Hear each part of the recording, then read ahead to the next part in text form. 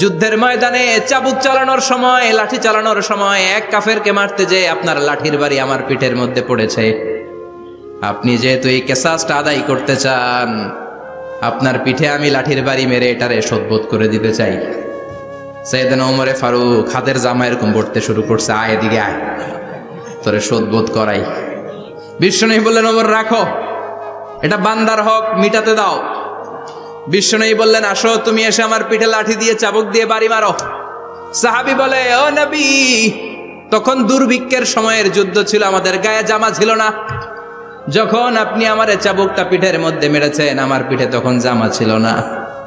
আপনি যদি যথা নিয়মে কেসাসটা আদায় করতে চান, আপনার জামাটা খুলেন, খালি পিঠের মধ্যে বাড়িটা মারিস। এবার আর ওমরে ফারুককে ধরে কে? এদিকে আয়, তোরে দেখাইতেছি। বিশ্বনবী বললেন, ওমর থামো, মারতে দাও। বিশ্বনবী উনার জুব্বাটা উপরের দিকে উঠালেন, পিঠের মধ্যে বাড়ি দেওয়ার জন্য ওই সাহাবীকে ডাকলেন। ওই সাহাবী বিশ্বনবীকে পিছন দিক থেকে জড়িয়ে ধরে ওই মোহরে নবুয়তের মধ্যে চুমু দিয়ে ফেলেছে। সাহাবী বললেন, নবী গো, এই নাটক করার জন্য আপনি আমারে মাফ করে দিয়েন। আপনি বিশ্বনবী, উদম গায়ে আপনারে দেখা যায় না, খালি গায়ে আপনারে দেখা যায় না। শুনেছি আপনার পিঠের মধ্যে মোহরে নবুয়ত আছে, অনেক দিনের সাধনা, জল্পনা কল্পনা, আপনার মোহরে নবুয়তে আমার ঠোঁটটা আমি লাগাবো। ও নবী, আপনি সবার জন্য রহমত, আপনি সবার জন্য কল্যাণ, আপনার মধ্যে রহমতের বাড়িধারা এত বেশি। আপনি হ্যাঁ বললে শরীয়তের হুকুম হালাল হয়ে যায়, আপনি না বললে শরীয়তের হুকুম হারাম হয়ে যায়। আবার আপনি আঙ্গুল তুললে চাঁদ দুই ভাগ হয়ে যায়, জমিন থেকে পা তুললে আপনি আকাশে মেরাজে চলে যায়। কি স্ট্যাটাস! কুড ইউ ইমাজিন কি স্ট্যাটাস আল্লাহ ওনাকে দিয়েছে। উনি হ্যাঁ বললে এটা হালাল, কারণ কোনটা হালাল কোনটা হারাম এটা ওনার কাছ থেকে জেনেছে। উনি যদি বলে ইয়েস, করতে পারবেন আপনারা, হালাল, কোটি কোটি মানুষের জন্য পারমিসিবল, লিগাল। উনি যদি বলেন নো, আমাদের সবার জন্য এটা হারাম, কোটি কোটি মানুষ আর করতে পারবো না। আঙ্গুল তুলেছেন, চাঁদ দুই ভাগ হয়েছে, পা তুলেছেন, মেরাজে চলে গিয়েছে। আল্লাহু আকবার। তার মানে এমন নবী যে নবীর হা এবং না এগুলো শরীয়তের দলিল, ঠিক কিনা? এ নবী এমন নবী, এ নবীরে বাদ দিলে কোরআন বোঝা যায় না, এ নবীরে বাদ দিলে হাদিস বোঝা যায় না, এ নবীরে বাদ দিলে নামাজ বোঝা যায় না, ঠিক কিনা? কারণ কেমন করে নামাজ পড়তে হবে এই নবী আমাদেরকে হাতে কলমে শিখিয়েছে। সল্লু কামা রাআইতুমুনি উসাল্লি, আমি যেমনি সালাত পড়ি তেমনি পড়ো। বিশ্বনবী যেমন শিখিয়েছেন তার বাইরে অন্য কোন নিয়মে সালাত পড়লে হবে নাকি?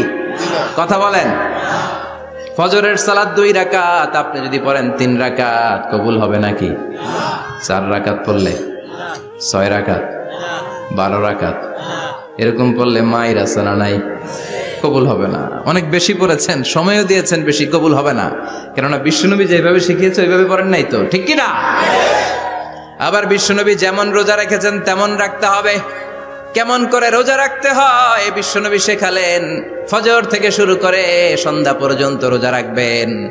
আপনি সকাল থেকে শুরু করে আসর পর্যন্ত রেখে আসরের পর ইফতারি করলে হবে নাকি? কথা বলেন। কারণ বিশ্বনবীর পদ্ধতিতে হয় নাই। আবার এই নবীকে বাদ দিলে হজ বোঝা যায় না, কেননা এই নবী কেমন করে হজ করতে হয় আমাদেরকে শিখিয়েছেন। বিশ্বনবী ওনার পুরো জীবনে 4টা উমরা করেছেন, একটা মাত্র হজ করেছেন। আর বলেছেন খুযু আন্নী মানাসিকাকুম, কেমন করে হজ করতে হয় আমার কাছ থেকে তোমরা শিখে নাও। হজের সিস্টেম কি আমার থেকে শিখে নাও।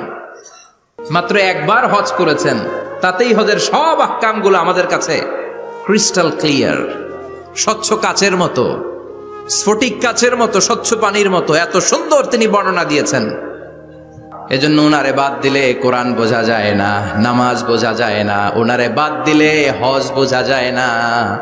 তাই ওনার সাথে যারা বেয়াদবি করবে ওদেরকেও এমনি এমনি ছেড়ে দেয়া যায় না। বিশ্বনবীর সাথে যদি বেয়াদবি করে এটা অনেক বড় ধরনের বেয়াদবি, এটা রাষ্ট্রীয় আইন করে ওকে শাস্তি দিতে হবে, ঠিক কিনা? বিশ্বনবীর বিরুদ্ধে যদি ব্লগে কিছু লিখে, কেউ ব্লগ লিখে, বিশ্বনবীর পারিবারিক জীবন নিয়ে যদি কেউ কটু কথা বলে, বাজে মন্তব্য করে, বিশ্বনবীর ব্যাপারে যদি শাহবাগের চত্বর থেকে, প্রজন্ম চত্বর থেকে কোনো কথা বলে, ওই বেয়াদবগুলারে ফাঁসির রশিতে ঝুলানোর দরকার আছে না নাই? Very sensitive issue. বিশ্বনবীর সম্মান গোটা উম্মার সম্মান, কারণ বিশ্বনবী বাদ তো পুরো ইসলাম বাদ। এজন্য আমার নবীর বিরুদ্ধে কথা বললে ওর সাথে আমাদের কোনো কথা নাই, চিল্লায় বলেন ঠিক কিনা? এই সেন্সিটিভ ইস্যুতে আমরা সবাই এক। এখানে জামাত ইসলাম নাই, হেফাজত ইসলাম নাই, তাবলীগ নাই, আলিয়া নাই, কওমি নাই। বিশ্বনবীর সাথে বেয়াদবি করলে ওগুলোকে রাষ্ট্রীয়ভাবে ফাঁসি দেওয়ার দরকার, শাস্তি দেওয়ার দরকার আছে না নাই? সবাই একমত? এই বেয়াদবগুলোর সাথে আমাদের কোনো সম্পর্ক নাই, চিল্লায় বলেন ঠিক কিনা? এই বেয়াদবগুলো যদি নবীর ব্যাপারে আর কিছু বলে সবাই মাঠে নামতে রাজি আছেন তো? এদের বিরুদ্ধে মুষ্টিবদ্ধ হাত নিয়ে ময়দানে থাকতে রাজি আছো তো মুসলমান? কারা কারা রাজি হাত তুলে আল্লাহর দেখা?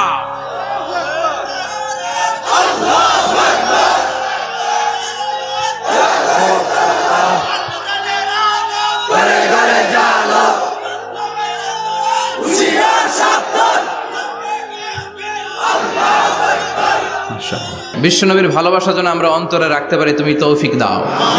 বিশ্বনবীর অনুসরণ এবং ভালোবাসা ছাড়া আল্লাহকে পাওয়া যাবে?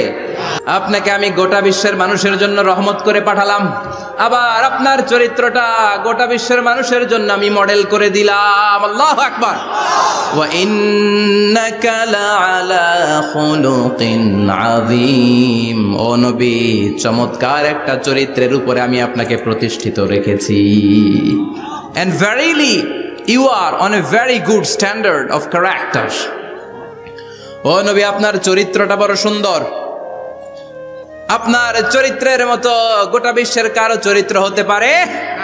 পা থেকে মাথা পর্যন্ত বিশ্বনবীর চরিত্রে একটা কালো দাগ বসানোর মতো ক্ষমতা কারো আছে নাকি? কারণ বিশ্বনবীর চরিত্র হলো কোরআনের চরিত্র। মা আয়েশাকে বলা হলো, মা, আমাদের পেয়ারা নবীর চরিত্র কেমন ছিল আমাদেরকে বলে শোনান। মা আয়েশা বললেন, ও সাহাবীরা, বিশ্বনবীর চরিত্র ছিল কোরআনের চরিত্র। কানা খুলুকুহু আল কোরআন। বিশ্বনবীর চরিত্র ছিল কোরআনের চরিত্র। পুরো কোরআনে 30 পারাতে থিওরিটিক্যালি যা বলে শোনানো হয়েছে, বিশ্বনবীর জীবনীতে, চরিত্রে, প্র্যাকটিক্যালি ওই সব কিছু করে দেখানো হয়েছে।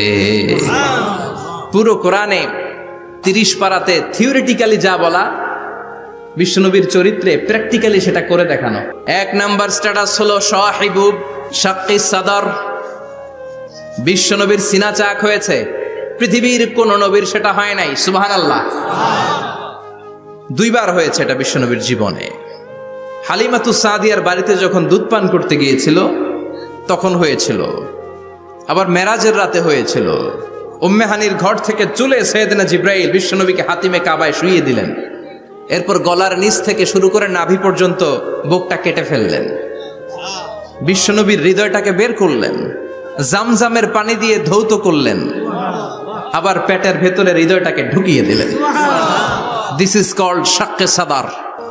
উর্দু ফার্সিতে বলে সিনা চাক, ইংরেজিতে বলে ওপেন হার্ট সার্জারি। সুবহানাল্লাহ পড়বেন না? আমাদের অনেকের ওপেন হার্ট সার্জারি হয় না? গলা থেকে নাভি পর্যন্ত কাটা, সেলাই করে দিলে আবার বাঁচে। এটা বিশ্বনবীর সিনা চাক থেকে আবিষ্কার হয়েছে। পড়েন আল্লাহু আকবার।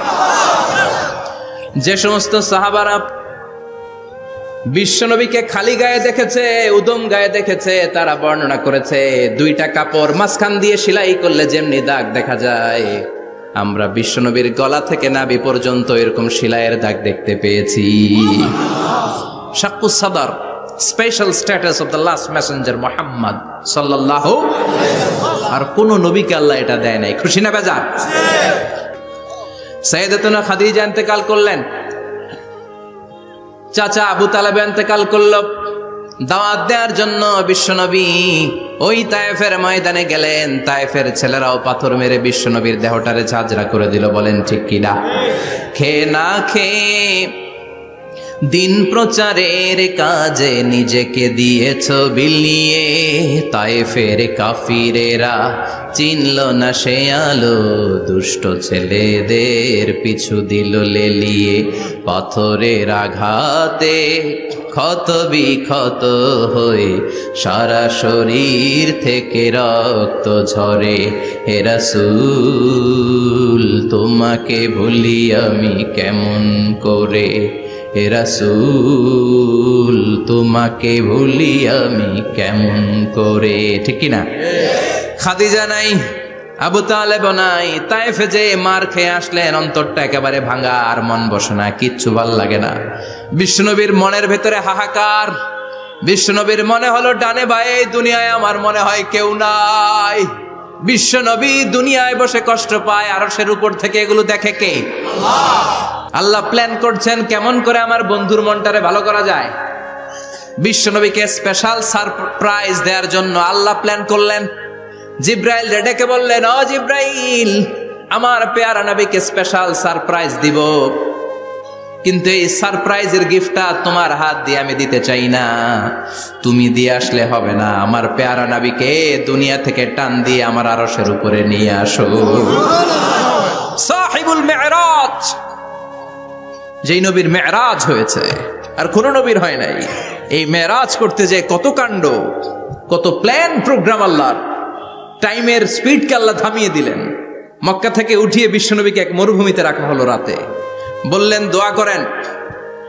দোয়া করে বিশ্বনবী বললেন, ভাই জিবরাইল, এটা কোন জায়গা, কোথায় দোয়া করব? সাইয়েদনা জিবরাইল বলেন, নবী, কিছুদিন পরে এই জায়গায় আপনি হিজরত করে আসবেন, এই জায়গার নাম ইয়াসরিব, মদিনা। দোয়া করলেন। আবার সেখান থেকে তুলে এক পাহাড়ে রাখা হলো, নবী দোয়া করেন। দোয়া করে নবী বললেন, এটা কোন পাহাড়, অন্ধকার, আমি তো কিছু চিনি না। সাইয়েদনা জিবরাইল বললেন, নবী, এটা সাধারণ পাহাড় নয়, এই পাহাড়ের কথা আল্লাহ কোরআনে বলেছেন, এই পাহাড়ের কসম আল্লাহ কোরআনে খেয়েছেন। এই পাহাড়টা হলো আপনার ভাই মুসার পাহাড়, তুর পাহাড়। তুর পাহাড়ে তিনি দোয়া করলেন। কত কিছু করে বিশ্বনবীকে আল্লাহর আরশে নিয়ে যাওয়া হলো। সাহিবুল মেরাজ। বিশ্বনবী ছাড়া আর কোন নবীর কি এরকম মেরাজ হয়েছে? সবাই বলেন হয়েছে। এরপর উনি হলেন সাহিবুস শাফা, শাফাতের মালিক। বিশ্বনবী ছাড়া কিয়ামতের ময়দানে কেউ আমাদের জন্য সুপারিশ করতে পারবে না। পাগল হয়ে যাব আমরা। সূর্যটা মাথার কাছে, ক্ষুধায় তৃষ্ণায় জিহ্বাটা কুকুরের মতো বের হয়ে ঝুলতে থাকবে। মাথার মগজগুলো গলে গলে নাকের ছিদ্র দিয়ে, কানের ছিদ্র দিয়ে বেয়ে বেয়ে পড়তে থাকবে।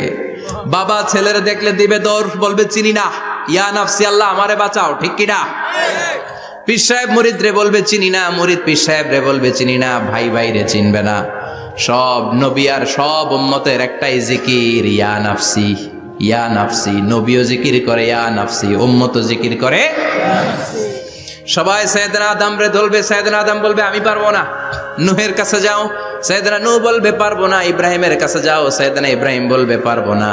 মুসা আলাইহিস সালামের কাছে যাও, মুসা আলাইহিস সালাম বলবেন পারবো না। ঈসা আলাইহিস সালামের কাছে যাও, সাইয়েদনা ঈসা আলাইহিস সালাম বলে এত জায়গায় ঘুরে লাভ নাই, জায়গা মতো যাও মিয়া, জায়গা মতো যাও। মাকামে মাহমুদে বিশ্বনবীকে সেজদায় পড়ে থাকতে দেখবা।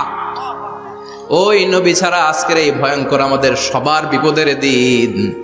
এই বিপদের দিনে আল্লাহর সামনে দাঁড়িয়ে কথা বলার মতো সাহস আজকে কারো নাই। বিশ্বনবী কাঁদতে থাকবেন, সেজদায় পড়ে কাঁদবেন। সবার জিকির ইয়া নাফসি, ইয়া নাফসি। বিশ্বনবীর জিকির ইয়া উম্মতি। কাঁদতে কাঁদতে নবী আমার বেহুশ। সবাই বিশ্বনবীর চারদিকে দাঁড়িয়ে থাকবে গোল হয়ে। আমার নবী মাকামে মাহমুদে সেজদায় পড়ে থাকবে। বিশ্বনবীর কান্না দেখে আল্লাহর সহ্য হবে না। আল্লাহ বলবে, না নবী, ইরফা রাসাক, মাথা উঠান, আর সইতে পারি না। সাল তুতা, এবার চান, কি লাগবে আপনার, সব দেব। ওয়াশফা তুশাফা, যার জন্য সুপারিশ করবেন তাকেই জান্নাত দিয়ে দেব। বিশ্বনবী বলেন, লিকুল্লি নবিয়্যিন দাওয়া মুস্তাজাবা।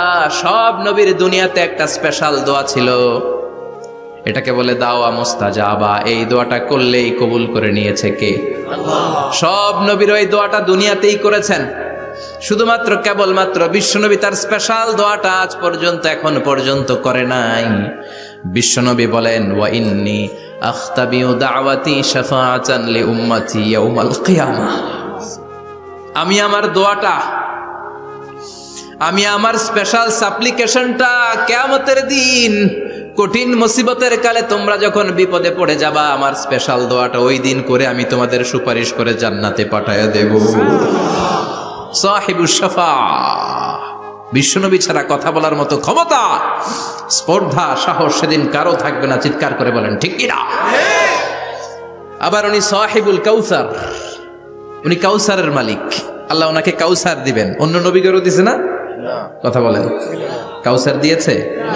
কি মজার পানি, আহলা মিনাল আসাল, মধুর চাইতেও মিষ্টি, সুইটার দেন হানি, মধুর চাইতেও মিষ্টি, আব্রাদু মিনাস সালজ, বরফের চাইতেও ঠান্ডা, আবিয়াদু মিনাল লাবান, দুধের চাইতেও সাদা। এক ঢোক যে পান করবে আজীবনের জন্য তৃষ্ণা চলে যাবে। সাহিবুল কাউসার। তৃষ্ণার চোটে আমরা পাগল পারা হয়ে বিশ্বনবীর কাউসারের দরবারে যাব। বিশ্বনবী পেয়ালার মধ্যে করে করে আমাদেরকে কাউসার পিলাবেন। এই কাউসারের ক্ষমতাও রব্বুল আলামিন পৃথিবীর কোন নবীকে দেন নাই। সব নবীরাও বিশ্বনবীর কাছে চেয়ে চেয়ে কাউসার সেদিন খাবে। সুবহানাল্লাহ পড়বেন না? সাহিবুল কাউসার, সাহিবুল মিরাজ, সাহিবুল শাফাআহ, সাহিবুল মাকাম আল মাহমুদ। আজানের পরে দোয়াতে বলি না, আতি মুহাম্মাদিনিল ওয়াসিলাতা ওয়াল ফাদিলা ওয়া বা'আসহু মাকামান মাহমুদা। ও আল্লাহ, আমার নবীর আপনি মাকামে মাহমুদ দেন। মুফাসসিরিন ইকরাম, মুহাদ্দিসিন ইকরাম এই মাকামে মাহমুদ কি এটার ব্যাখ্যা করতে যেয়ে হয়রান হয়েছেন। কেউ বলেছেন কিয়ামতের ময়দানে বিশাল একটা সিংহাসন, কেউ বলেছে জান্নাতের মধ্যে একটা সিংহাসন, কেউ বলেছে না না, আমার আল্লাহর আরশের পাশে স্পেশাল একটা জায়গা আছে, ওই জায়গাটার নাম হলো মাকামে মাহমুদ। ওখানে বিশ্বনবী বসবেন। এই নবীর সাথে কারো স্ট্যাটাসের কোনো তুলনা চলে? কথা বলতে হবে। এই নবীরে গালি দিলে কলিজায় আগুন লাগে না? এই নবীর বিরুদ্ধে কথা বললে মুসলমান সইতে পারে? এমন স্ট্যাটাস হলো আল্লাহ বানালেন, এত মর্যাদা আল্লাহ দিলেন, এত সম্মান দিলেন, গোটা বিশ্বের কোনো নবীরে দেয় নাই। আজকে বিশ্বনবীর জীবনী থেকে 3টা কথা শুনবো। এই 3টা কথা শুনে মানার চেষ্টা করব, তারপর আমরা একসাথে বিদায় নিব। পড়েন ইনশাআল্লাহ। প্রথমে জানবো আমার নবী দেখতে কেমন ছিলেন। জানতে মনে চায় না? চাঁদের চেয়ে সুন্দর ছিলেন, ঠিক কি না? চাঁদের চেয়ে সুন্দর তুমি নবী আমার কামলিওয়ালা, চাঁদের চেয়ে সুন্দর তুমি নবী আমার কামলিওয়ালা, দু জাহানের বাদশাহ তুমি প্যারা নবী সাল্লে আলা, দু জাহানের বাদশাহ তুমি প্যারা নবী সাল্লে আলা, চাঁদের চেয়ে সুন্দর তুমি নবী আমার কামলিওয়ালা। ঠিক কি না? আমরা হাদিসের আলোকে দেখার চেষ্টা করব আসলে তিনি কতটা সুন্দর ছিলেন। তাহলে প্রথমে শুনবো উনি দেখতে কেমন ছিলেন, তারপর শুনবো ওনার আচরণ কেমন ছিল। দেখতে কেমন ছিলেন মানে বাহিরটা কেমন, আর আচরণ মানে ভিতরটা কেমন, ঠিক কি না? 3 নম্বরে আমরা শুনবো ওনার মেধা, বুদ্ধি, ইন্টেলেকচুয়াল ক্যাপাসিটি কেমন ছিল। প্রথমে শুনবো দেখতে কেমন, তারপরে শুনবো আচরণ কেমন, এরপরে শুনবো বুদ্ধি কেমন। পড়ান ইনশাআল্লাহ। শুনতে রাজি আছেন তো? প্রথম পয়েন্টে আমরা শুনবো আমার নবী দেখতে কেমন ছিলেন। বিশ্বনবী ঈসা ইসলাম দেখতে অনেক সুঠাম একজন মানুষ ছিলেন, শক্তিশালী একজন পুরুষ ছিলেন, অসাধারণ একজন পার্সোনালিটি ছিলেন, ঠিক কি না? উনি এত শক্তিশালী ছিলেন, বিশ্বনবী বলতেন আমার ডান হাতের ভেতরে আল্লাহ জান্নাতের 40 জনের শক্তি ঢুকিয়ে দিয়েছে। উনি মক্কার সবচেয়ে বড় কুস্তিগির রুকানাকে ধরে মাটিতে 3 বার আছাড় মেরেছেন। শক্তি বেশি না কম? সুবহানাল্লাহ পড়বেন না? ওয়া কানা কাফফুহু আলিয়ানু মিনাদ দিবাজ, বিষ্ণুবীর হাত, এই হাতের তালু রেশমের কাপড়ের চেয়ে বেশি সফট ছিল। Softer than silk, softer than silk, সিল্কের চাইতে বেশি সফট। সিল্কের কাপড় চিনেন না? জর্জেটের কাপড় ধরতে কোমল লাগে, মোলায়েম লাগে। বিশ্বনবীর হাতের তালু এর চাইতে মোলায়েম। এই জন্যই মোলায়েম হাত যদি কেউ মুসাফা করার সুযোগ পাইতো, কেউ আর হাত ছাড়তে চাইতো না। আর বিশ্বনবীর অভ্যাস ছিলেন, বিশ্বনবী কারোর সাথে মুসাফা করলে, যার সাথে মুসাফা করেছেন উনি হাত টেনে না নিলে বিশ্বনবী ওনার হাত টেনে নিতেন না। আল্লাহু আকবার পড়বেন না? কি অসাধারণ ব্যক্তিত্ব ছিল। হাতের তালু ছিল সফটার দেন সিল্ক।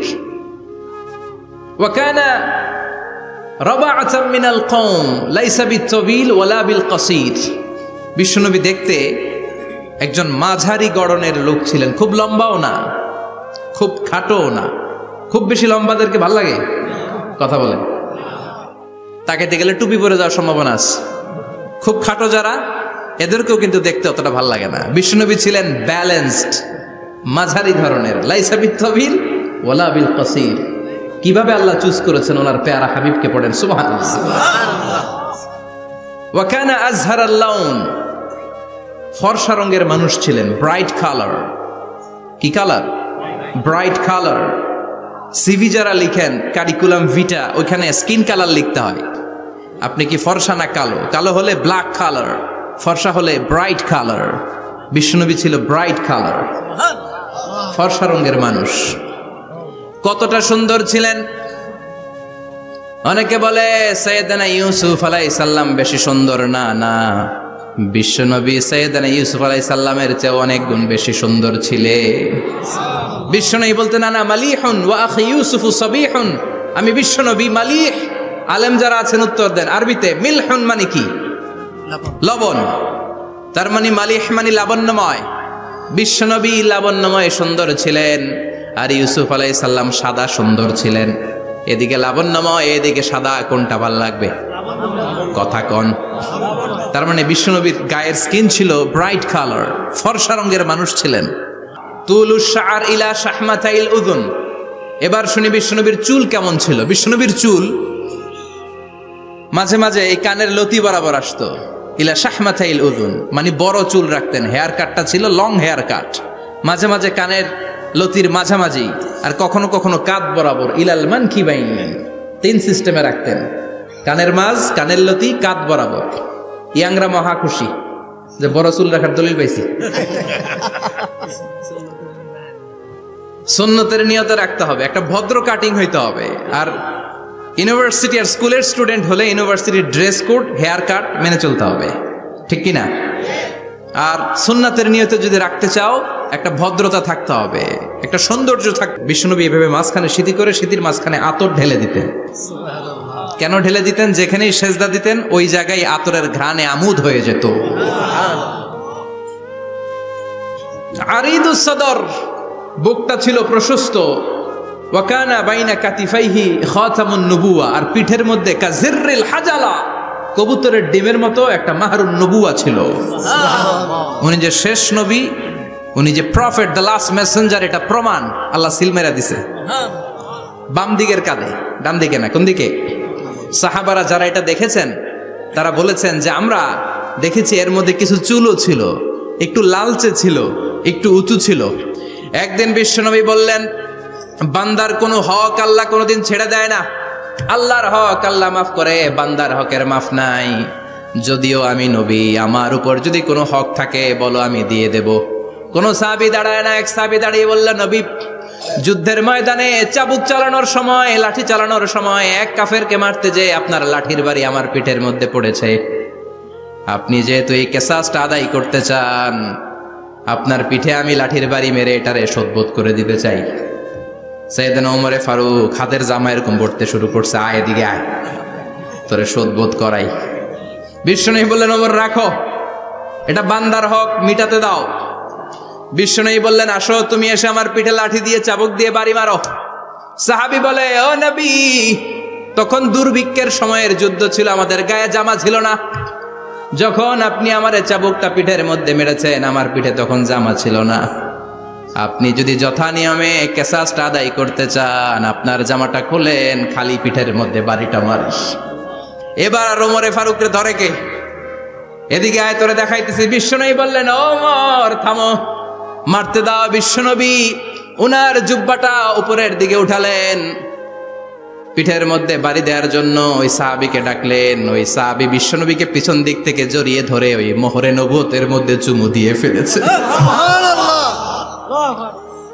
সাহাবী বললেন, নবী গো, এই নাটক করার জন্য আপনি আমারে মাফ করে দিয়েন। আপনি বিশ্বনবী, উদম গায়ে আপনারে দেখা যায় না, খালি গায়ে আপনারে দেখা যায় না। শুনেছি আপনার পিঠের মধ্যে মোহরে নবুয়ত আছে। অনেক দিনের সাধনা, জল্পনা কল্পনা, আপনার মোহরে নবুয়তে আমার ঠোঁটটা আমি লাগাবো। আপনার মোহরে নবুয়তের মধ্যে আমার ঠোঁটটা লাগিয়ে আমার ঠোঁটটারে আমি জাহান্নাম থেকে পরিত্রাণ করাবো। এজন্য প্ল্যান প্রোগ্রাম করে এতক্ষণ আপনার জামাটা খুলতে বলেছি। আপনার উপরে আমার কোনো হক নাই। আমার আব্বা আম্মা, আমার সম্পদ, আমার জীবন আপনার জন্য কোরবান গো নবী। বিশ্বনবীর পিঠে বাম দিকে খাতামুন নবুয়া ছিল, মাহরে নবুয়া। কোন বর্ণনা এসেছে উনি এই মাহরে নবুয়া দিয়ে পিছন দিকে দেখতেন। বিশ্বনবী যখন নামাজ পড়তেন উনি বলতেন ইস্তাকিমু ওয়া'তাদিলু ইয়ারহামুকুমুল্লাহ, কাতার সোজা করো, ফাঁকা জায়গা বন্ধ করে দাও, কারণ আমি সামনে যেমনি দেখি পেছনেও তেমনি দেখি। অনেকে বলেন বিশ্বনবী পেছনে দেখতেন এই মাহরে নবুয়াতের জায়গাটা দিয়ে। এটা ছিল বিশ্বনবীর behind CC camera, behind close circuit camera. আল্লাহু আকবার। বিশ্বনবী ছাড়া কোন নবীর পিঠে এরকম মাহরে নবুয়া ছিল নাকি? কথা বলেন। এজন্য ওই নবীরে গালি দিলে সহ্য হয়? কথা বলেন, সহ্য হয়? আবিয়াদুল ইবতাইন, বগল ছিল শুভ্র সাদা। আমাদের বগল কি সাদা? দুর্গন্ধ, কুৎসিত, কালো, তাই না? বিশ্বনবীরটা কালো? কথা কন, শুভ্র সাদা। আমরা দোয়া করি এভাবে। বিশ্বনবী মাঝে মাঝে দোয়া করতে করতে বৃষ্টির জন্য যখন দোয়া চাইতেন, আরাফার ময়দানে যখন দোয়া চাইতেন, দোয়া করতে করতে হাতটারে উপরের দিকে করতেন। সবাই এরকম হাত তোলেন, সবাই হাত তোলেন। বিশ্বনবী মাঝে মাঝে আবেগের চোটে এইখান থেকে হাতটা এই জায়গায় নিয়ে যেতেন। সুবহানাল্লাহ। বিশ্বনবী যখন হাত আবেগের চোটে উপরের দিকে উঠাতেন, বিশ্বনবীর বগল দেখা যেত।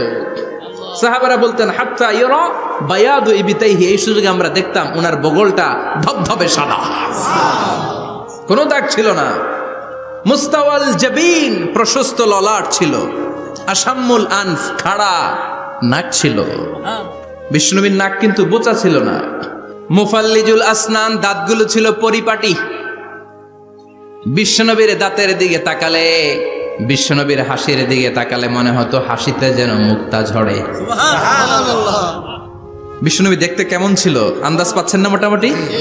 তাহলে বিশ্বনবীর ব্যাপারে তিনটা কথা আমরা শুনবো বলেছিলাম, প্রথমটা শুনে ফেলেছি। মানে উনি দেখতে কেমন ছিল, উনি দেখতে কেমন ছিল, এর মধ্যে আমাদের আমলের কিছু নাই, শুধু বর্ণনা করা আর শোনা আর বিশ্বনবীকে ভালোবাসা, ঠিক কিনা? কারণ উনার না খাড়া, আমার তো খাড়া নাও হইতে পারে। উনি সুন্দর, আমি তো শ্যামলা হইতে পারি, কারণ এটা আল্লাহর দেয়া পরীক্ষা, ঠিক কিনা? দ্বিতীয় পয়েন্ট থেকে আমাদের আমল শুরু। দ্বিতীয় পয়েন্ট ছিল বিশ্বনবীর আচরণগত বৈশিষ্ট্য। আমার নবীর বিহেভিয়ার কেমন ছিল, কন্ডাক্ট সিস্টেম কেমন ছিল, ম্যানার কেমন ছিল, মানুষের সাথে কমিউনিকেশনটা কেমন ছিল, ব্যবহারিক জীবনটা কেমন ছিল, এগুলো আমল করার দরকার আছে না নাই? বিশ্বনবী যখন রাস্তা দিয়ে হাঁটতেন, ইয়ামশি হাউনান, বিনয়ের সাথে হাঁটতেন। ইয়ামশি হাউনান, রহমানের বান্দারাও বিনয়ের সাথে রাস্তা দিয়ে হাঁটে, ঠিক কিনা? ওয়াইবাদুর রহমানিল্লাযীনা ইয়ামশুনা আলাল আরদি হাওনাও ওয়া ইযা খাতাবাহুমুল জাহিলুনা ক্বালু সালামা। রহমানের বান্দারা যখন রাস্তা দিয়ে হাঁটে, বিনয়ের সাথে হাঁটে, তারা অহংকার প্রদর্শন করে না, মানুষের সাথে বিনয়ের সাথে রাস্তা দিয়ে হাঁটে। এজন্য রাস্তা দিয়ে যখন হাঁটবো বিনয়ের সাথে হাঁটবো। রাজি আছেন তো? নাকি অহংকার প্রদর্শন করে হাঁটবেন? বিশেষ করে যুবকেরা, ৩-৪ জন যুবক একসাথে হলে রাস্তায় ওদের আর কারো হুঁশ জ্ঞান থাকে না। পুরো দুনিয়াটাই মনে হয় দুনিয়াটাই আমার, আছে না নাই? না, মুরব্বীকেও সম্মান করবা, মহিলাদেরকে সম্মান করবা, তোমার জায়গায় তুমি হাঁটবা, ভদ্রভাবে হাঁটবা। ভদ্রভাবে হাঁটার দরকার আছে না নাই? উনি মুরব্বী, একদিন উনিও তোমার মতো যুবক ছিল, ঠিক কিনা? এই যে আমার কালো দাড়ি আজীবন কালো থাকবে? কথা বলেন। উনার সাদা দাড়ি ছোটবেলায় মনে সাদা দাড়ি নিয়ে আসছিল না? হ্যাঁ, উনিও একদিন তাগড়া যুবক ছিল। উনিও কোম্পানিগঞ্জ বাজারে দাঁড়ালে লোকজন তাকিয়ে থাকতো, ঠিক কিনা? তার মানে রং ধরা যৌবন জং ধরে শেষ। যৌবন সব সময় থাকে না, সার্টেন একটা পিরিয়ডের জন্য আল্লাহ দিয়েছে। এজন্য যুবক ভাইরা, তোমাদের রক্ত গরম, তোমাদেরকে বিনয়ী হতে হবে বেশি, ঠিক কিনা? রাজি আছো তো সবাই? বিশ্বনবী বিনয়ের সাথে হাঁটতেন। ওয়াকানা ইয়াতাবাসসাম, সবসময় মুচকি হাসতেন। কি করতেন? মুচকি হাসেন তো আপনারা? হাসেন না? মুচকি হাসবেন, কারণ মুচকি হাসতে পয়সা লাগে না। লাগে?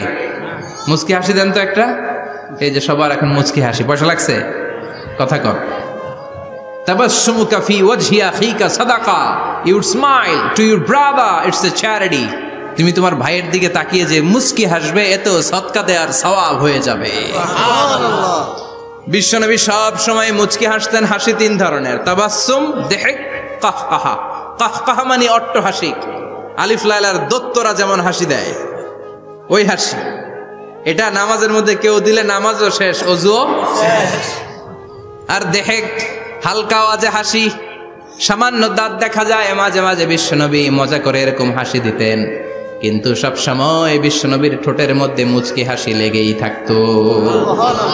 তাহলে আমরা বিনয়ের সাথে হাঁটবো, নাম্বার 1। নাম্বার 2, সবসময় মুচকি হাসবো। রাজি আছেন? ঘরে যেই স্ত্রীকে একটা মুচকি হাসি দিবেন, আজকে রাতেই দিবেন, যেই একটা মুচকি হাসি। রাজি আছেন? হ্যাঁ, ভালোবাসা বাড়াই দিবে কে? কথা কয় না। ভালোবাসার কথা আসলে আওয়াজ কমে যায়। ভালোবাসার কথাও কোরআনে আছে না নাই? আল্লাহু আকবার। আল্লাহ দাম্পত্য জীবনের ভালোবাসা তুমি বাড়িয়ে দাও। আমিন। ইযাল তাফাতা ইলতাফাতা জামিআন, ইযাল তাফাতা ইলতাফাতা জামিআন।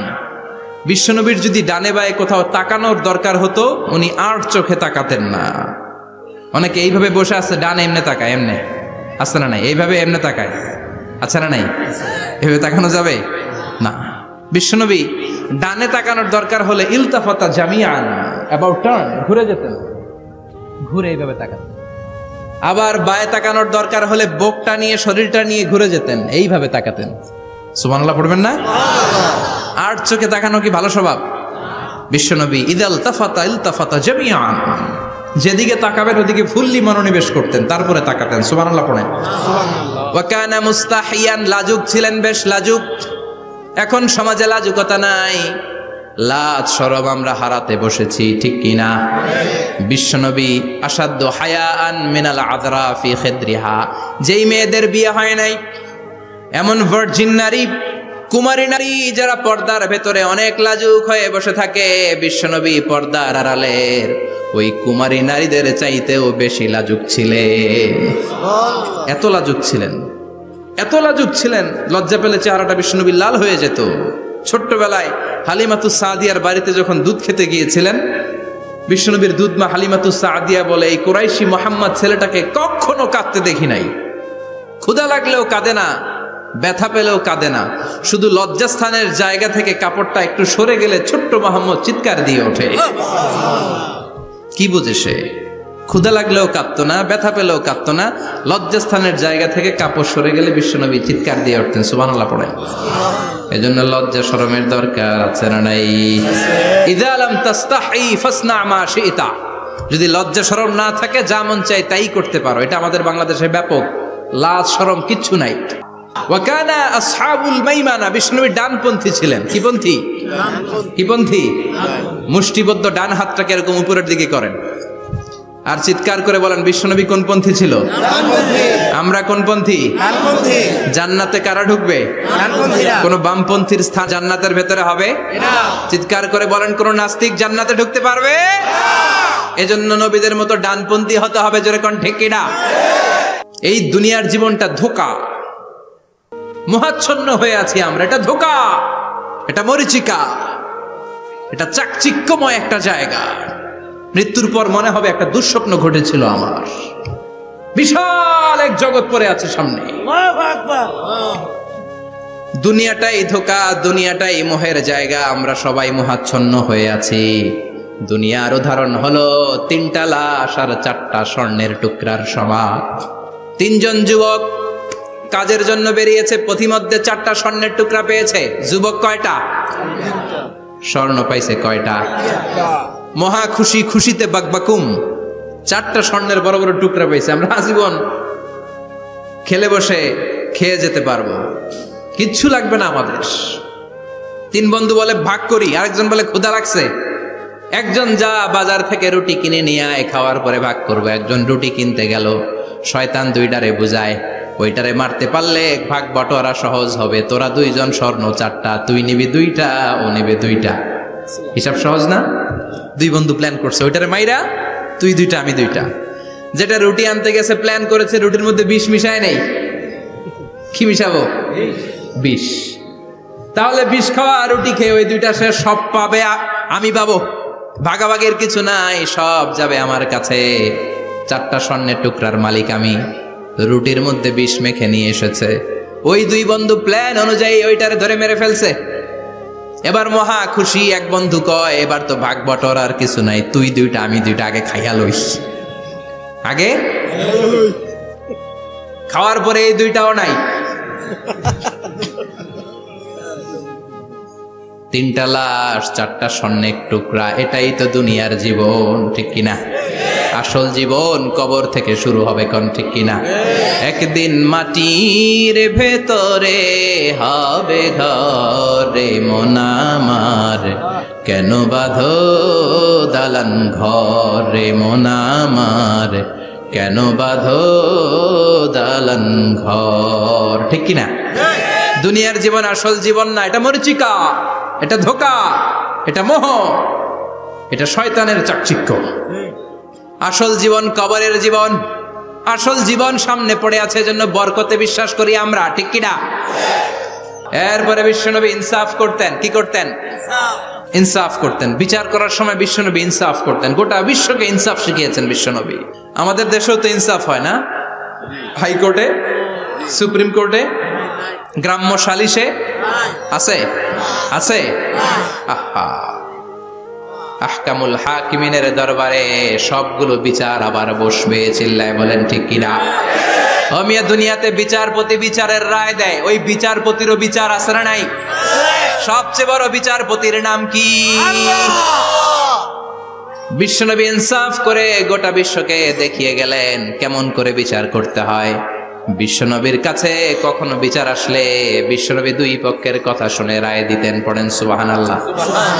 সব সময় দুই পক্ষের কথা শুনে রায়। এখন কি দুই পক্ষকে সমান প্রিভিলেজ দেয়া হয়? কথা বলেন। কারণ কোরআন দিয়ে বিচার হয় না। কোরআন দিয়ে বিচার হোক আমরা চাই কি চাই না?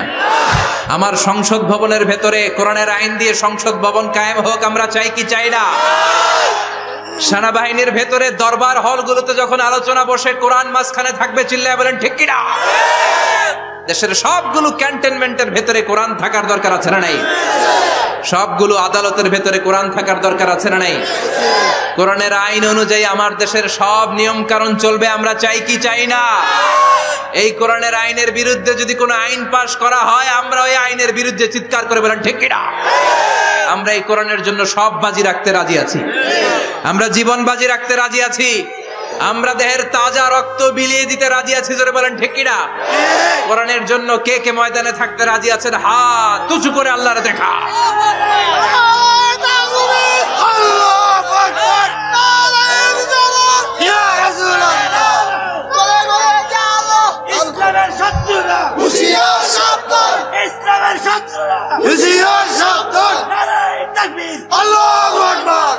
আল্লাহ কোরআনের জন্য যে ভালোবাসাটাকে তুমি কবুল করো। আমরা যেন দেখে যেতে পারি যে এই দেশে কালেমার পতাকা পতপত করে উড়েছে।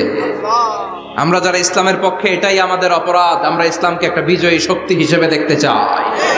আমরা ইসলামকে পার্লামেন্টের ভেতরে দেখতে চাই। আমরা কালিমার পতাকা পতপত করে উঠছে এটা দেখে যেতে মরতে চাই। চিল্লায় বলেন ঠিক কিনা? বিশ্বনবী ইনসাফ শিখালেন।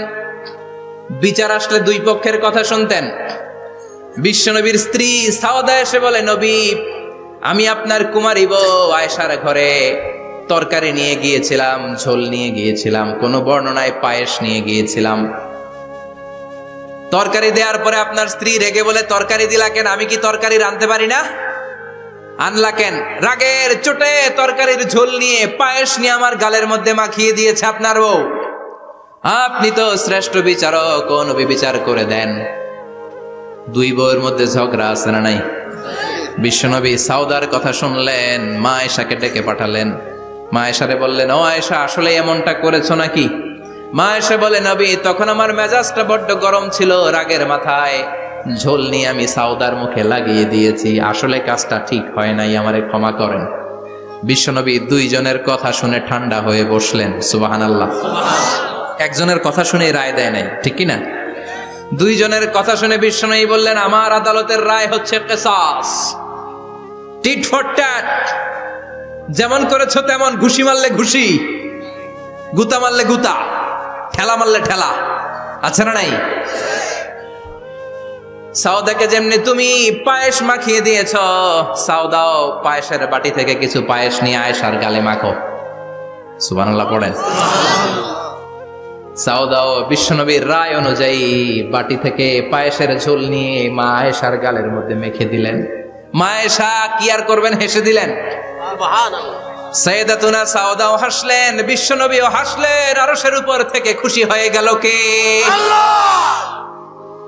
বনু মখজুমিয়া গোত্রের এক নারী চুরিতে ধরা পড়ল। ভেরি প্রেস্টিজিয়াস এন্ড ডিগনিফাইড ফ্যামিলির মেয়ে। এলাকায় সম্ভ্রান্ত কিছু ফ্যামিলি থাকে না, এরকম বড় ফ্যামিলির মেয়ে।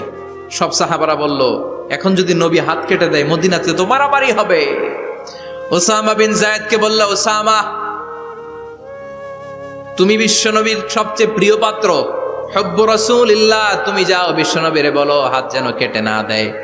ওসামা যে বলে, নবী গো, সব সাহাবারা বলেছে এই মেয়ের হাত কাটলে মদিনায় ঝামেলা হবে, হাত কেটে দিয়েন না। এই কথা শুনে বিশ্বনবীর চেহারাটারে লাল করে দিল কে? আল্লাহ। বিশ্বনবী বললেন, ওসামা কোত্থেকে এত বড় স্পর্ধা পেলি রে তুই ওসামা? এই আইনটা তো আমি বানাই নাই, আরশের উপর থেকে এই আইনটা নাজিল করেছে কে? আল্লাহ। আস-সারিকু ওয়াস-সারিকাতু ফাকতাউ আইদিয়াহুমা জাযাআম বিমা কাসাবা নাকালাম মিনাল্লাহ ওয়াল্লাহু আজিজুন হাকীম। সুবহানাল্লাহ পড়েন। If anyone steal something very precious from the society, from house, the government should cut down his right hand. দামি কিছু চুরি করলে গভর্নমেন্ট কাটবে, আমরা কাটতে পারবো? এটা সরকারের কাজ, সরকার ডান হাত কেটে দিবে। ওসামা, এটা আল্লাহর আইন। কেমন করে আল্লাহর আইনে তুমি সুপারিশ করতে আসো? কোন বনু মখজুমিয়া গোত্রের মেয়ে? ওই মেয়ে তো দূরের কথা, আমার কলিজার টুকরা ফাতেমাও যদি চুরি করে, আমি রামদানিয়ে ফাতেমার ডান হাতটা এক কোপ দিয়ে কেটে দিতে এক মুহূর্ত দেরি করব না রে ওসামা।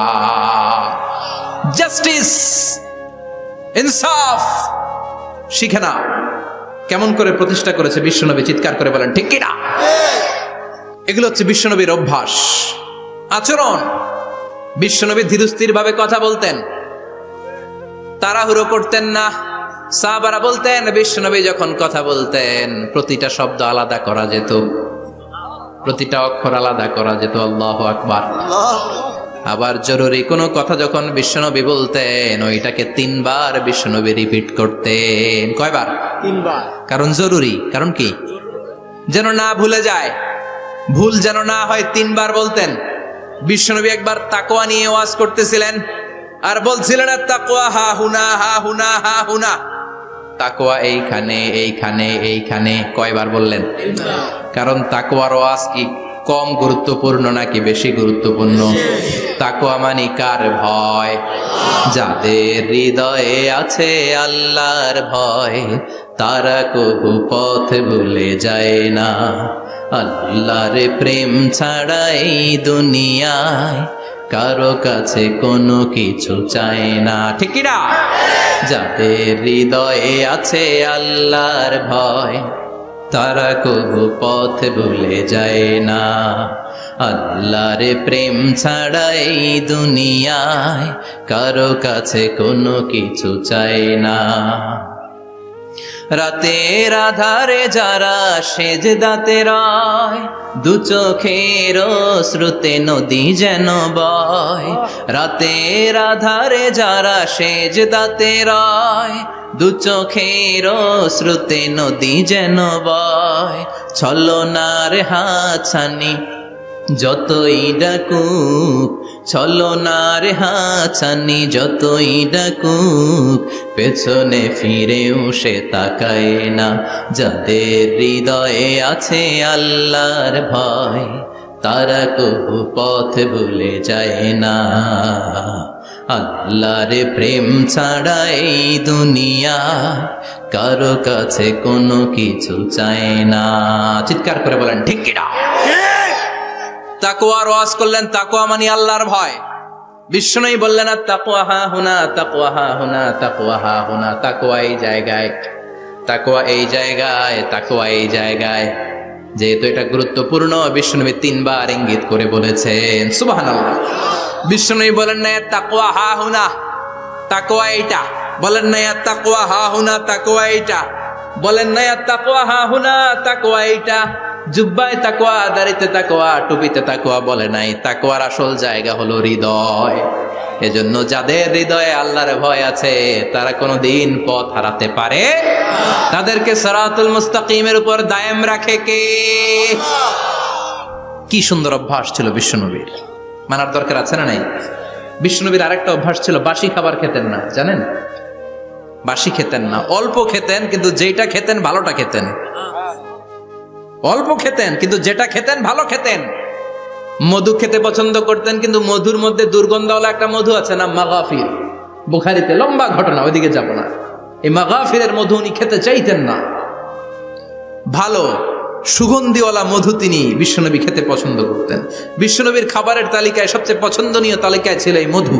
মধু খেতেন, দুধ খেতেন, খেজুর খেতেন, জব খেতেন, বার্লি খেতেন, ছাগলের বাজুর মাংস খেতে পছন্দ করতেন, সিনার মাংস। সুবহানাল্লাহ কইবেন না? What a choice! কি চয়েস ছিল বিশ্বনবীর!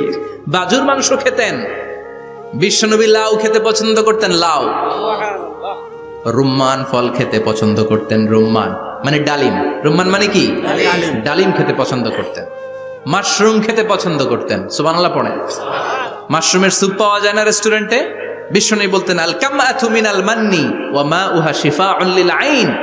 এই কামআ মানে মাশরুম, ব্যাঙের ছাতা, এটা হলো মান্না সালোয়ার মতো দামি খাবার।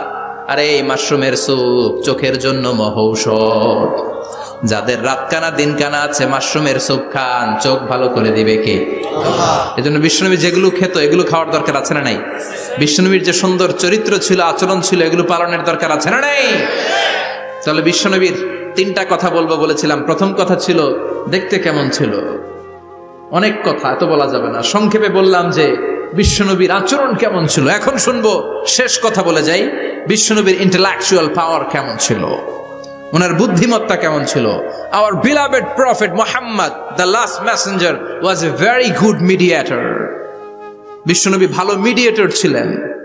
বিশ্বনবী ভালো মধ্যস্থতাকারী ছিলেন। ঝগড়া লাগলে মিলাই দিতে পারতেন, চমৎকার। সুবহানাল্লাহ। বাড়িতে যায়া জিমায় পড়ছেন? কষ্ট হচ্ছে? আর কয়েক মিনিট পড়বো, একটা তাকবীর দেন, লিল্লাহি তাকবীর। আল্লাহু আকবার। হি ওয়াজ এ ভেরি গুড মিডিয়েটর। মধ্যস্থতাকারী ব্যক্তিত্ব ছিলেন। স্বামী স্ত্রীর মধ্যে ঝগড়া লাগলে মিলাই দিতেন, বন্ধু বন্ধু ঝগড়া মিলাই দিতেন, সমাজে সমাজে মারামারি মিলাই দিতেন। মক্কা থেকে মদিনায় যখন গেলেন, মদিনায় 120 বছরের একটা যুদ্ধ চলছিল, কেউ যুদ্ধটা থামাতে পারে না। বিশ্বনবী 7 দিনের ব্যবধানে যুদ্ধ থামিয়ে দিলে। সুবহানাল্লাহ। Intellectual capacity, very good mediator. এজন্য বিশ্বনবীর উম্মত যারা, তাদের অভ্যাস হবে ঝগড়া লাগায় দেওয়া যাবে না, মিলায় দিতে হবে। ঠিক কিনা? বিশ্বনবী একবার কিয়ামতের ওয়াজ করছেন, দুইটা আঙ্গুলকে এরকম করে বললেন, আনা বুইসতু আনা ওয়াস সাআতু কাহাতাইন। এই দুইটা আঙ্গুল যেমনি কাছাকাছি, আমি এবং কিয়ামত এরকম কাছাকাছি নাজিল হয়েছি। আমি এবং কিয়ামত এরকম কাছাকাছি। বুইসতু আনা ওয়াস সাআতু কাহাতাইন। আবার বলতেন, আনা ওয়া কাফিলুল ইয়াতীমি কাহাতাইন। আমি এবং ইয়াতীমের রক্ষণাবেক্ষণকারী এই দুইজন জান্নাতে এরকম কাছাকাছি থাকবো। কোন সুবহানাল্লাহ। এরকম আঙ্গুল দিয়ে বিশ্বনবী বুঝাতে চাইতেন। আবার মাটির মধ্যে খেজুর গাছের ডালা দিয়ে লম্বা একটা দাগ টানলেন, ডানে বায়ে অনেকগুলো দাগ টানলেন। সাহাবারা বললেন, এটা কি? বিশ্বনবী বললেন, এই যে দাগটা দেখলা, এই দাগটার নাম হলো সিরাতুল মুস্তাকিম। চিল্লায় বলেন, এই দাগটার নাম কি? সিরাতুল মুস্তাকিম। আর ডানে বায়ে ছোট ছোট যে দাগগুলো দিলাম, এগুলো হলো সুবুলুশ শায়তান, শয়তানের রাস্তা। সিরাতুল মুস্তাকিমে উঠলে শয়তানের রাস্তা থেকে অনেক হাতছানি আছে না নাই? ডানে বায়ে তাকানো যাবে না। সিরাতুল মুস্তাকিমে যে তুমি উঠেছ, চলতে থাকে বা চলা শুরু হলো দুনিয়াতে, শেষ হয়ে যাবে জান্নাতে। সুবহানাল্লাহ। বিশ্বনবী মাঝে মাঝে বোঝানোর জন্য প্রশ্ন করতেন, কারণ প্রশ্ন ছুড়ে দিলে মানুষের মধ্যে জানার আগ্রহ বাড়ে না কমে? কথা বলেন। আমি যদি একটা প্রশ্ন করি আর বললাম উত্তর দেন, কেউ পারতেছেন, একটু ঠেকা ঠেকা ভাব, ঠেকে যাচ্ছেন, তখন হুট করে উত্তরটা বললে এটার জীবনে ভুলবেন না। ভুলবেন কারণ ওই যে ঠেকছেন, শিখছো কোথায়? ঠেকছি যেথায়। ঠিক কিনা? বিশ্বনবী প্রশ্ন করতেন। বিশ্বনবীর এই প্রশ্নটা বলে শেষ করছি। বিশ্বনবী সাহাবাদের মাঝখানে ওয়াজ করতেছেন আর বলতেছেন, ইন্না মিনা শাজারি শাজারা লা ইয়াসকুতু ওয়ারাকুহা মাসালুহু কামাসালিল মুসলিম। বললেন, আমাদের এই ভূখণ্ডে এমন একটা গাছ আছে, যেই গাছের পাতা ঝরে না। এই গাছের দৃষ্টান্ত মুমিনের দৃষ্টান্তের মতো। বলো তো গাছটা কি? কে জানো? কেউ কথা কয় না। কি গাছ? কি গাছ? কেউ কথা কয় না, কেউ বলতে পারে না। কেউ বলে শাজারাতুল বাওয়াদি, ওই ক্যাকটাস গাছ, পাহাড়ি গাছ, ওই গাছ, সেই গাছ। কেউ বলতে পারে নাই। বিশ্বনবী বললেন, কেউ পারো নাই? সঠিকটা শুনে নাও, ইন্নাহা নাখলা, এটা খেজুর গাছ। সুবহানাল্লাহ পড়েন। সাহাবীরা ভাবছে এটা তো ঘরের পাশে আছে, এটা মনে কয় নাই। সব ঘরের চিপায় আরব দেশে খেজুর গাছ, সাহাবারা ভাবছে এটা তো ঘরের গাছ, এটা মনে হয় জিজ্ঞেস করে না, এজন্য দূরে দূরে চিন্তা করছে। কোন সুবহানাল্লাহ। সব সাহাবীরা বাড়িতে ফিরে গেলেন। ওমরে ফারুক, ওনার ছেলে আব্দুল্লাহ ইবনে ওমরও গেল। আব্দুল্লাহ বলে, আব্বা, বিষ্ণুনবী যে জিজ্ঞেস করেছিল, বলো তো কোন গাছের পাতা ঝরে না, যে গাছের দৃষ্টান্ত মুমিনের দৃষ্টান্তের মতো। আপনারা কেউ পারেন নাই, আমি কিন্তু জানতাম এটা খেজুর গাছ। ওমরে ফারুক বললেন, বেটা কইলি না কেন? কইতে পারলে নবীর সামনে আমার কলিজাটা এত বড় হয়ে যেত। আমার কলিজার টুকরা ছেলে পেড়েছে, কেউ পারে নাই। আব্দুল্লাহ বলে, বাপ চাচা আপনারা কেউ পারেন না, আমি কই কেমনে? শরম লাগছে, শরম। সুবহানাল্লাহ কইবেন না? QA session, questioning answering session করে বিশ্বনবী সাহাবাদেরকে শিখাতে চাইতেন। এজন্য এ নবী এমন নবী যে নবীর পুরো জীবনের প্রতিটি ইঞ্চি ইঞ্চি জায়গাতে আমাদের জন্য শিক্ষা আছে না নাই? এই শিক্ষাগুলো গ্রহণ করতে রাজি আছেন তো? যা শুনলাম আমল করতে রাজি আছেন তো? বিশ্বনবীর জীবনী গ্রন্থ বেশি বেশি স্টাডি করতে রাজি আছেন ইনশাআল্লাহ? 2-4 জন কইছে খালি। সবাই রাজি আছেন তো ইনশাআল্লাহ? যাদের ঘরে বিশ্বনবীর কোনো জীবনী নাই, বাংলা অনেক জীবনী গ্রন্থ পাওয়া যায়। বিশ্বনবীর জীবনী হচ্ছে আমাদের জন্য মডেল, ঠিক কি না? এবং এই মডেল অনুযায়ী যদি আমাদের জীবনকে আমরা সাজাতে পারি, জান্নাতের দুয়ারগুলো আমাদের জন্য খোলা রাখবে কে? আল্লাহ। আল্লাহ আমাদের সবাইকে কথাগুলো বুঝার ও আমল করার তৌফিক দান করুক। আমরা পড়ি আমিন। আমিন। যতগুলো কথা বলেছি কোরআন সুন্নাহর আলোকে বলেছি, বানিয়ে কিছু বলি নাই। তারপরেও আমার মনের অজান্তে কোনো মিস ইনফরমেশন যদি আমার মুখ ফসকে বেরিয়ে যায়, সেগুলো যেন আল্লাহ তাআলা আপনাদের স্মৃতিপট থেকে মুছে দেয়। আমরা পড়ি আমিন। সত্য, সুন্দর, কল্যাণকর, হকের পক্ষে যা বললাম তার সবটুকুন আল্লাহ তাআলা প্রথমে আমাকে এবং আপনাদের সবাইকে আমলের তৌফিক দান করে। আমরা পড়ি আমিন। আপনারা সবাই ভালো থাকবেন, সুস্থ থাকবেন, সুন্দর থাকবেন, কোরআনের সাথে থাকবেন। সুবহানাকাল্লাহুম্মা বিহামদিকা আশহাদু আল্লা ইলাহা ইল্লা আনতা আস্তাগফিরুকা ওয়া আতুবু ইলাইক।